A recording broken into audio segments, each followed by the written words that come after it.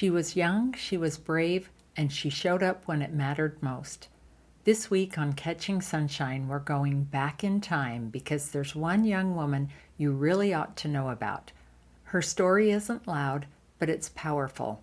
What happens when an ordinary person faces an extraordinary moment and has to choose, step back or step up? Today I'm sharing a piece of history, or should I say, her story, that many people have never heard. It's a reminder that your quiet gifts might be preparing you for something big. And while I know not all of my listeners are in the U.S., this is a story that transcends borders and speaks to universal values: courage, preparation, and belief in your abilities. On a dark, stormy night in April 1777, the Ludington family heard the thundering hoofs of a horse approaching their home in what's now Putnam County, New York. A messenger burst through the door with devastating news. The British had attacked Danbury, Connecticut, just across the state line. They were burning the town, destroying a key supply depot with gunpowder and food and other precious provisions for the Continental Army. And if Danbury, Connecticut was lost, it would be a serious blow to the Revolution. The father in that home, Colonel Henry Lundington, commanded the local militia, 400 volunteer soldiers scattered across miles of countryside at their farms and homes. They actually had just recently gone home after months of fighting to be able to plant their spring crop. But now someone needed to ride through the night to rally them. It was a dangerous 40-mile journey through the dark, muddy roads in a terrible storm where British troops and Loyalist sympathizers might be lurking. The exhausted messenger said, I can go. He was soaking wet and shivering, and his commanding officer, Colonel Ludington, couldn't go because he had to be there when the troops arrived. So his 16-year-old daughter, Sybil, stepped forward. She volunteered to take on this perilous mission. At first, her parents hesitated. This was no small ask. But Sybil wasn't just any teenager.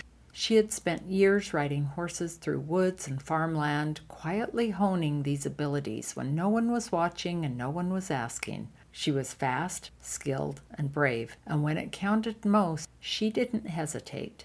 Since there was no one else to go and the warning needed to go out, her parents agreed, and off she went on her trusty horse Star. Through the black, rainy night, Sybil rode farm to farm, hamlet to hamlet. She knew where everyone lived, and she pounded on doors and shouted through the storms, "The British are burning Danbury. Meet at Colonel Ludington's." Her horse's hoofs echoed through the darkness as she navigated treacherous paths, racing against time. It's said that she carried a long stick to be able to knock on the doors and shutters to wake people up. She rode 40 miles that night, through mud, forest, and across creeks at fast speed, in the dark, all alone, except for her horse Star. She left her home at 9 p.m., and by dawn, Sybil had successfully rallied most of the militia. There were 400 of them. Some of them went to their neighbor's house, so she probably didn't have to go to every single house. And they weren't able to save Danbury completely. Some of it was burned. But her brave ride helped the American forces respond more quickly and protect surrounding towns. Her courage and determination had helped save the day. But for a long time, her name wasn't known. History has a funny way of spotlighting the loudest voices and sometimes forgetting the quiet heroes or heroines. Sybil Ludington's story was mostly overlooked for generations. It wasn't until much later that she began to get credit. Now there's some statues, plaques, and eventually a little space in the history books. But even now, a lot of people have never heard of her. I had never heard of her till about 4 years ago. And maybe that's why her story feels so special, because most acts of courage aren't flashy. Most people who step up, who use their gifts, who rise to the moment, do it with no audience, no fanfare, no promise of recognition. They just do it because they can, because they care, because they've quietly prepared. And when the time comes, they don't hesitate. Sybil Ludington's story reminds us that courage isn't about being fearless. It's about feeling the fear and acting anyway. She faced every reason to stay safe at home. The night was stormy, the roads were dangerous, and she was just a teenager. But when her community needed someone to step up, she didn't wait for someone else to volunteer. Today, we might not be riding through the night to rally militia, but we all face moments that call for courage.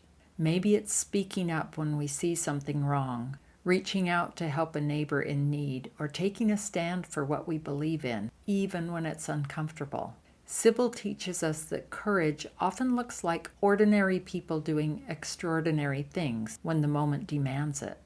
It's about recognizing that sometimes we are the right person in the right place at the right time, and we have a choice. We can step back or we can step up. Where in your life have you been the one to ride through the dark? You might not have done a 40-mile journey on horseback, but maybe you kept going when it was hard, or you used your own strengths in a moment that really mattered. Even if no one clapped or noticed, that's your Sybil moment. And if you're still waiting for it, just know it's not about if you'll get the chance. Oh, you'll get the chance. It's about being ready when the moment comes. And that means developing your gifts now, even when no one's watching. Maybe even especially when no one's watching.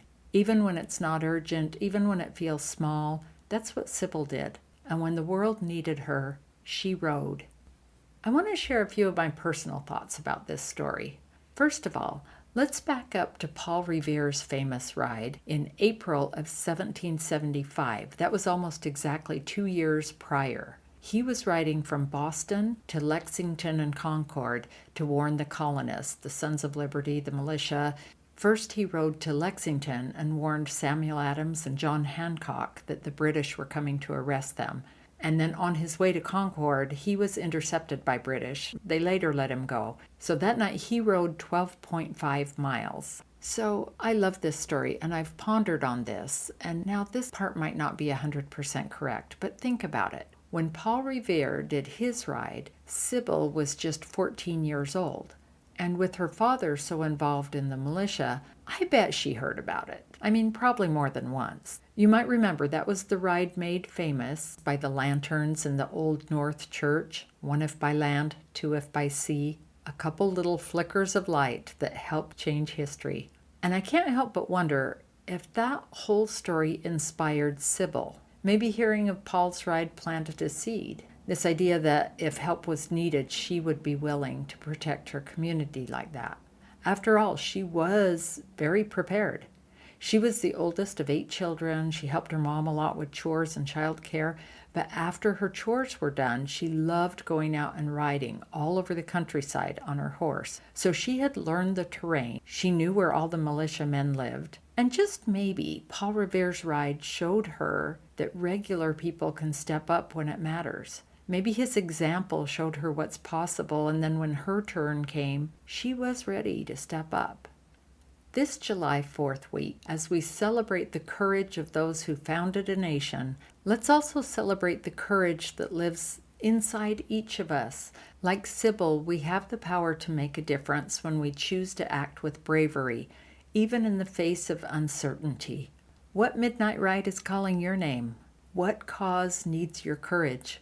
What skill or strength have you been quietly building, and how might you use it to help someone else? Sometimes the most important step is simply deciding to saddle up and ride. Thanks for listening, my friend. I love showing up here for you each week, and if something in this episode made you smile or think or feel seen, would you please take a minute to leave a review? It helps more than you know. I'll see you next time. Keep shining.